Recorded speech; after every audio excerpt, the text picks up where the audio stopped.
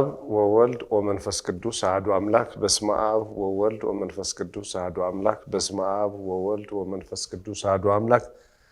በክርስቶስ ክርስቲያን ተዋልኩም ደቅ እግዚአብሔር ናማ አምላክ ወላዲተ አምላክ ናቃል ኪዳን ውሉዳት ከመጸኒሐቱ አሜን ለባህሪ እግዚአብሔር አምላክና ከመዓልቲ ናብ መዓልቲ ካብ ሰዓት ናብ ሰዓት ካብ ግዚያት ናብ ግዚያት እናሐለወ ብጥዒና በሰላም ቃሉ ክንሰምዕ ክንመሃር ስለፈቀደልና ስሙ ተመስገነ ይሁን እዚ ክፋል ሸውዓተ ትምህርት ሃይማኖት እዩ ክፋል ሸውዓተ ትምህርት ሃይማኖት እስከ ሕጂ ወይ እስከ ሕዚ በተከታታሊ ከም ትፈልጥዎ ናይ እግዚአብሔር ባህሪ ኢና ንመሃር ለና እግዚአብሔር ሓድነቱ ልገልጽ ታዩ ተልና ባህሪኡ እዩ ኢልና ባህሪኡ ከታዩ ኢልና ላረና ንመጽለና ኢና ላረና ንመጽለና زي حمشت طقسنا خذش مبلشات شاينا نطقس لنا مبلشات شاينا نقول እግዚአብሔር ቅዱስ እዩ ደሞ አንተ ንማርሱ እዩ ባህሪው መግለጹ ታዩ ተተቢሉ እግዚአብሔር ቅዱስ እዩ እግዚአብሔር ቅዱስ እዩ ክንብል ተለናስ እግዚአብሔር ሲ ማንም ዘይሆ ከማንም ዘይቀበሎ ናይ ባዕሉ ገንዘቡ ዝኾነ ንጹህ እዩ ቅዱስ እዩ ጻድቅ እዩ ማለት ነው ሉዩ እመሃና እመሳሙኤል ሃና ቀዳማይ ሳሙኤል ምዕራፍ 2 ቁጥር 2 ክትዝምር ከላታ ተመስግን ተላታ አትብል እግዚአብሔር ቅዱስ እዩ እግዚአብሔር ንጹህ ጻድቅ እዩ በሐቅ እግዚአብሔር ቅዱስ እዩ ትብል እግዚአብሔር ቅዱስ እዩ እግዚአብሔር ጻድቅ እዩ እግዚአብሔር ቅዱስ እዩ ትብል እግዚአብሔር ቅዱስ እዩ ክንብል ተለናማ ኃጢአት ለይስማዕምዖ ማለት ነው ኃጢአት ለይስማዕምዖ ኃጢአት አጽግዑ ለይበጽሕ ታይማ ፍጹም ንጹህ ፍጹም ጻድቅ ፍጹም ቅዱስ እዩ ታ ቅድስናስ ናይ ባህሪው እያ ናይ ባዕሉ ካውዚ ተላዕለ እግዚአብሔር ኃጢአት ስለለይስማዕምዖ በቅድስና በንጽህና ስለልነብር ናይ ባህሪው ገንዘቡ ስለልኾነ ቅዱሳን መላእክት ኳስ ቅዱስ ቅዱስ ቅዱስ ላውሊዮም በመስግነው አዝና አምነት ትንቢተ ኢሳይያስ ምዕራፍ 6 ቁጥር 3 ክንርኢ ተለና አውዝ ታሪክ እዚ ብዝሓለፈውን ተማሂርና ነርና ብንተንደጋገምና ይጽብቕ እዩ ኦዚያን ልተዋለ ንጉስ ልተዋለ ንጉስ ኣብ ነበረሉ ዘመን በአቡኡ ክና አይሁድ ዘርእዩ ና ይሁዳ ዘርእዩ ብንኡ ና ሌዊ ዘርእዩ ዳሕር ሓቀይ ብሉይማ ካህናት ና ሌዊ ዘርኢ እዮም ካብ ወፃኢ ካህን ክኾነ ይኽእል ንግስና ለ ካብ ይሁዳ አይወፂ ነይሩ ካብዚ ልተልዓለ ኣነኮ ብነይስ ወዲ ሌዊ ና ሌዊ ዘርኢ ኣለኒ ስለዚ ከምዚ ስኻቱም ካህናት ልተዓጥኑ ኣነ ልክዓጥን እየ ቤተ መቅደስ ኣትየ ኢሉ ከቶም ካህናት ከዓ ግደፍ ሕደግ ለኣኻ ኣይግባእ ዋላ እኳ ንጉስ ተኾንካ ክህነት ግን የብልካይ ኣይወሃበካይ ክህነት ናህና እዩ ብክልቲኡ ወገን ታይ ልኾና ና ሌዊ ዘርኢ ኣለና ጥራሒና በቦናውን ና ሌዊ ዘርኢ ባዴናውን ና ሌዊ ዘርኢ ለለና ጥራሒና ካህናት ንኾን እግዚአብሔር ልመረፀ ልደለየ ልወሰነና ለኣና እዩ ለኣኻ ኣይምልከተካይ ስልጣንኻ መመክሕ ጌርካ ግን ኣቴክ ዓጥኒ ኣይትበል እግዚአብሔር ክቐጽዐካ እዩ ኢሎሞ እግዚአብሔር ሃምዘ ቢል የምህርሞ ንሕር ኣብዮም ኢሉ ቀጽዖም ካብዚ ልተልዓለ እስኻቱም ኣይምልከተኩም ኢሉ ኣትዩስ ክዓጥን ጀሚሩ እግዚአብሔር ወዲያው አሁን ለሐለስ ብለምጽ ወቅዕዎ አብሉይ ኪዳን ለምጽ ንኃጢአት ምልክት ይነሩ ኃጢአተኛ ኢኻ ኃጢአተኛ ኢኺ ኢሉ እግዚአብሔር ከቀጽዕና ትደልተሎ ብለምጽ ይቀጽዕ ነይሩ በአብሉይ ኪዳን ዳሕር ዋላ ጨርቅ ተጠምጠመሉ ሲል አፍቱ ልዕሊ ጨርቅስ ለምጽ ይርአ ነይሩ አሜ ይርአ ነይሩ ወይ እግዚአብሔር ሲ ልሳነው ነገር የለ ለልና ቀደም ከዛም እዩ እሱ ተቆርበቱ ምሽፋኑ እዩ እግዚአብሔር ግን ዋላ አፍቱ ጨርቅ ለውጽ ይርኡ ሃመ ይገሩ ወግድ እጹም ደቂና እግዚአብሔር ስራ ሃመ ገሩስ ቀሊዕዎ ይሆን ዳሕር በልቶሎ ውጻ ካሊ ኢለ ማቅሰፍት ከመጸካ ኢሎም ተም ካህናት ተውጽዮሞ አሽዑ ነብዩ ኢሳይያስ ነይሩ እዩ ኢሳይያስ ግን ንቱ ንጉስ ፈሪሕማ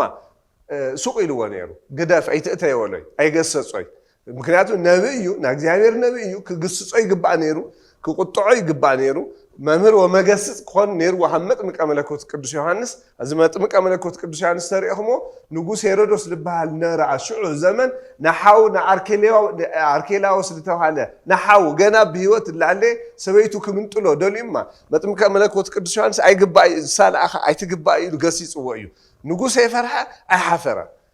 حتى تصرح تلو حدق قبل يجباي عبوتاتنا هون بزوج تقعد كون يوم حدق أي جباي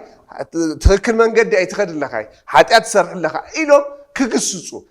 قصصو اسكعمو قال سلطان اليوم أو زمدرزي لأسرخمو أفتيل تأسرعي أو زمدرزي لفتحخمو أفتيون تفتحي إي توهيلهم عمي سلطان سماوي سلطان توهي وميو أزق زي مقصات الله خالو عند حد لي قصصو قد إجزاري قد صعيب سلطاني وكم عند حد لي تقصصو قد صعيب يبليو أو إرمياس تنبيته إرمياس معرف إسران سلستان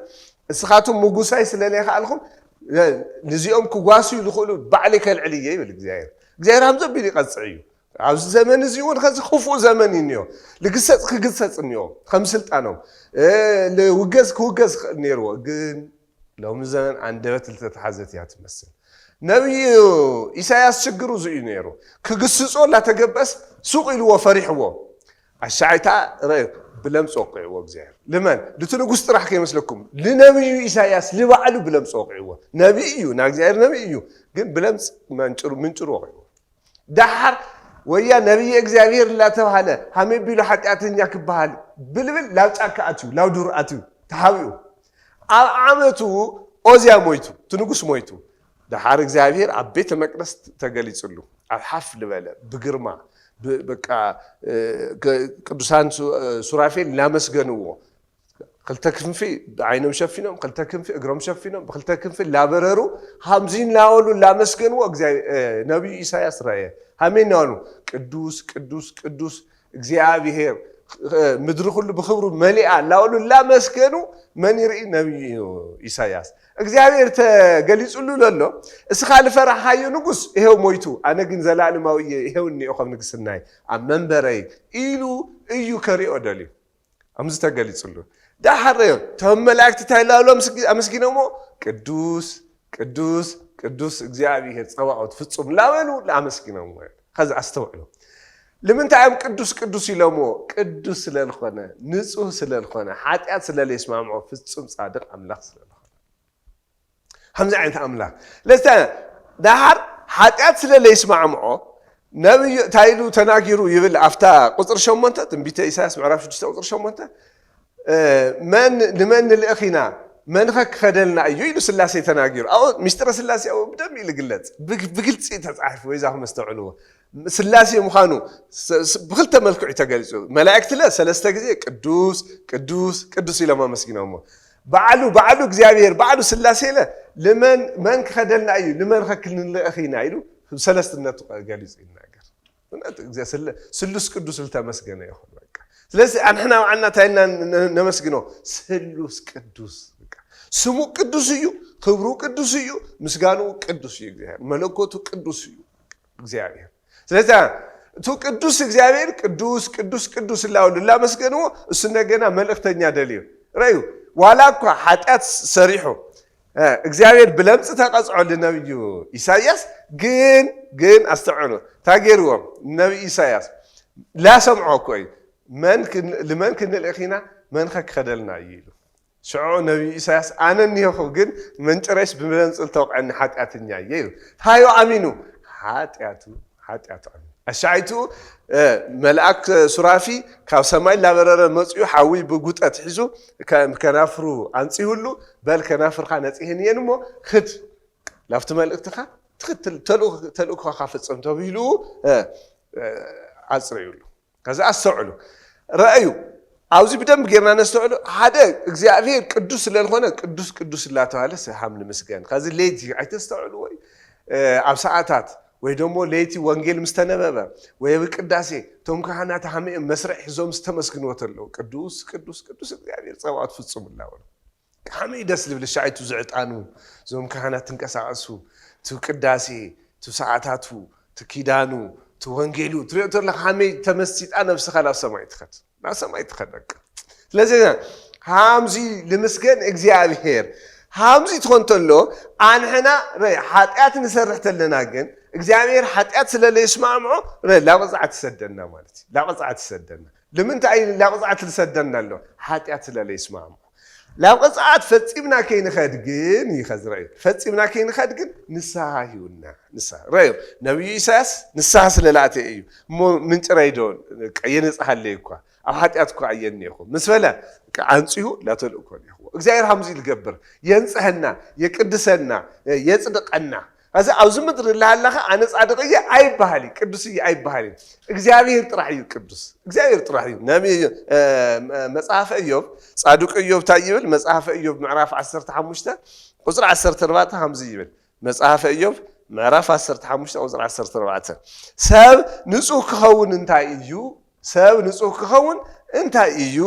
ካብ ሰበይቲ ዝተወለደ ጻድቅ ክኸውን እንታይ እዩ ካብ ሰበይቲ ዝተወለደ ጻድቅ ክኸውን እንታይ እዩ እነሆ እግዚአብሔር ንቅዱሳን እኮ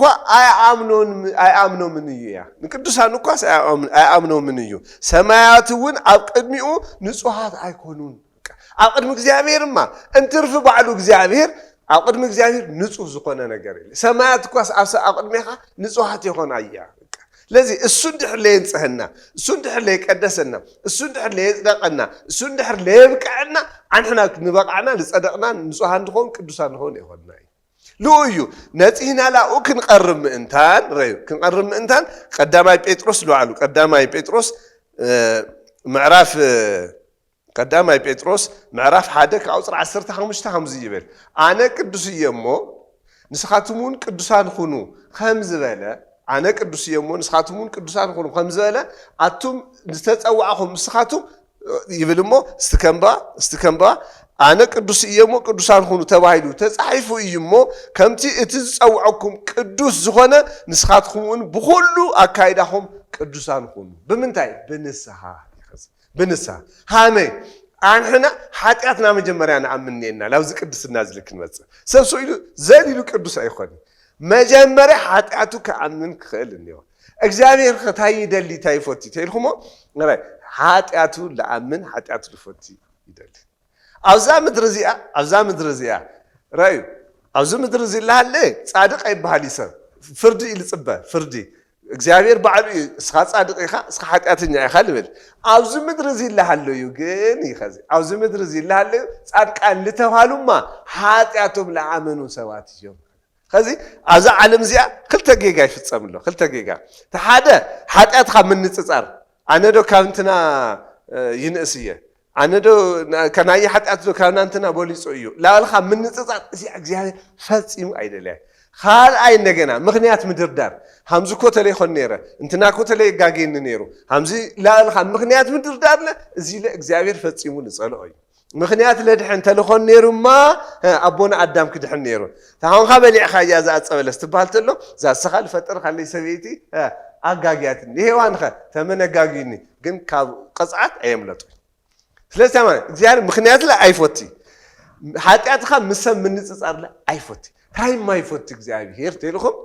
لوكاس وانجيل معرف 10 شمونته كعصر 10 ترى تخم النجنيو لوكاس وانجيل معرف 10 شمونته عصر 4 قصر 10 ترى تخم النجنيو حاتأتو لعمن سب لحاتأتو بحاتأتو للناس حسب زيار فتي يفتي لوكاس وانجيل عم مصحف قدوس ناسي قلت فريساويان بتمكحتهم تفريدومي እግዚአብሔር ተቆጥዑዎሚ خلت ኃጢአተኛ ልባሉ ሰባት እንደገና ኃጢአቶም በመእማኖም ምክንያት እግዚአብሔር ይغረይልዎ አብዛ ምድር እዚ አላለ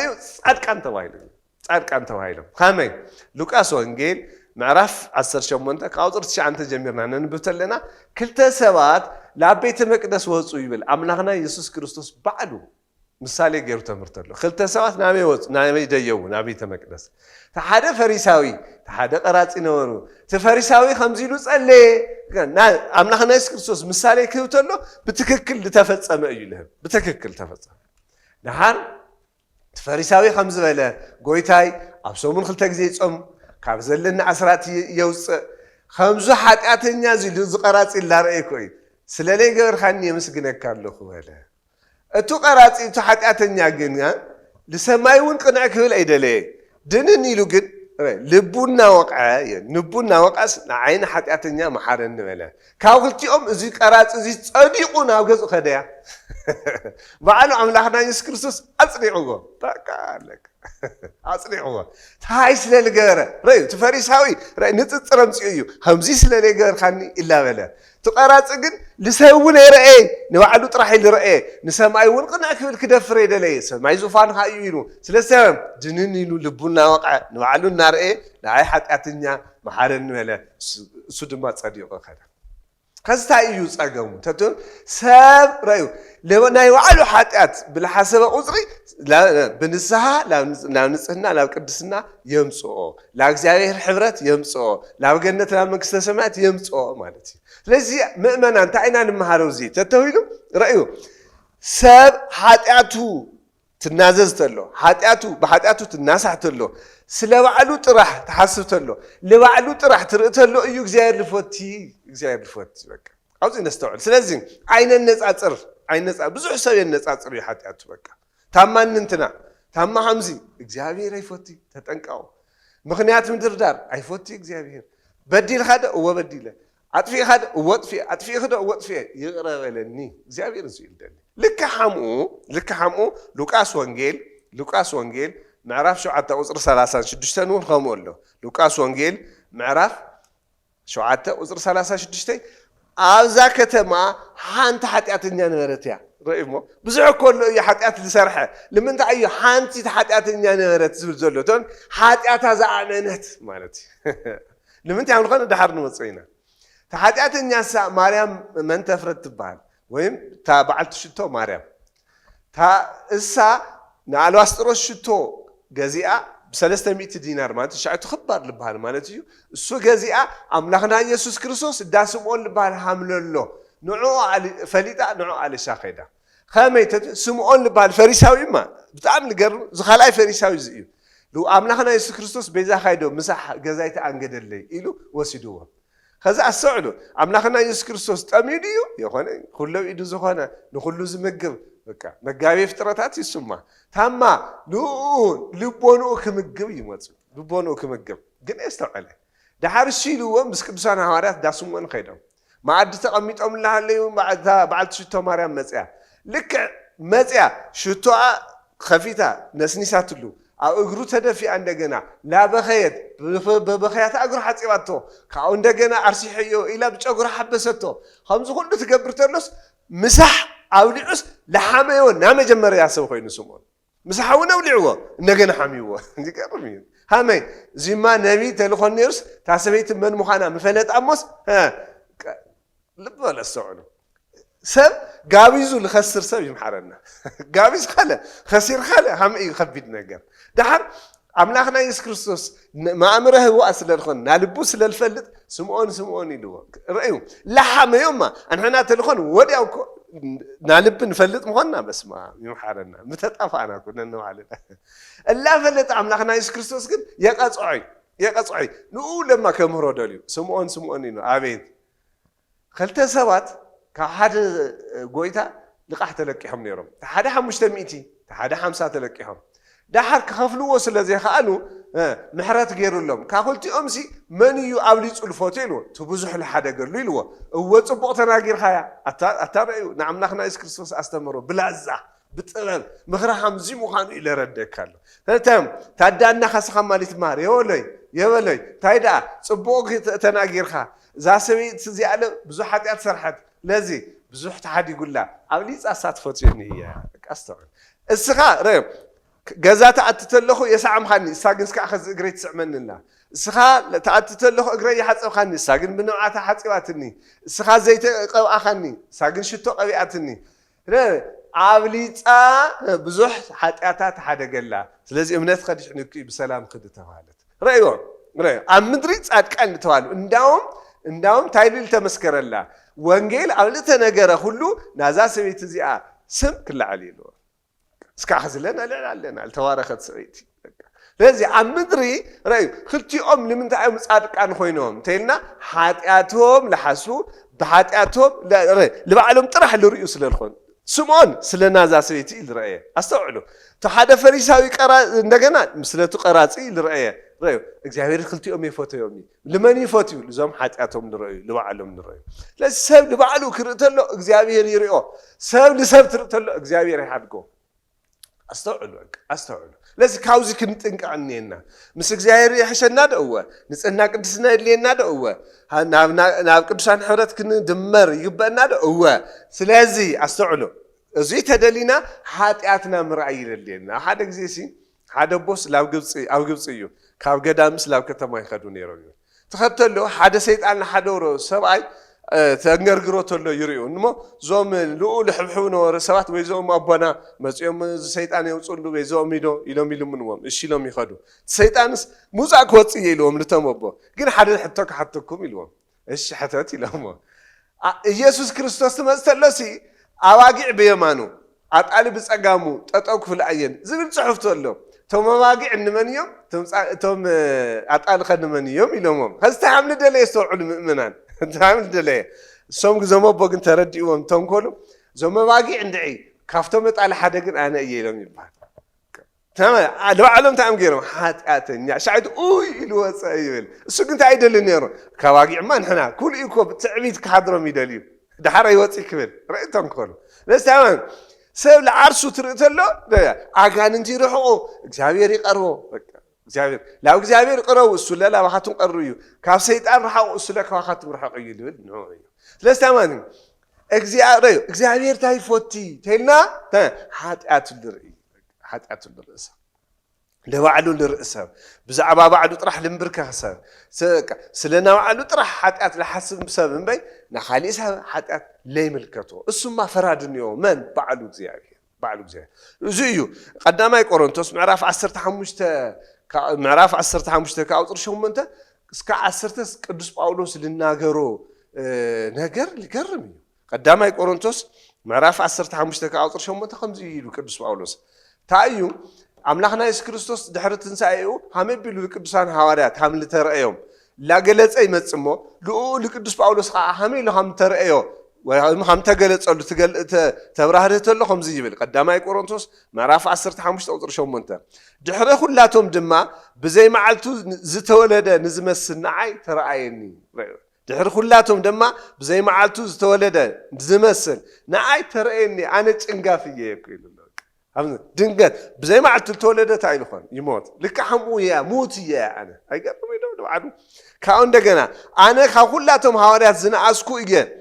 نتا بيت كريستيان እግዚአብሔር ዘሳጉጓ ስለዝኾንኩ ኸዓ ሐዋርያ ክባል ዘይግበአኒ እየ ይብል ገርም ይበቃ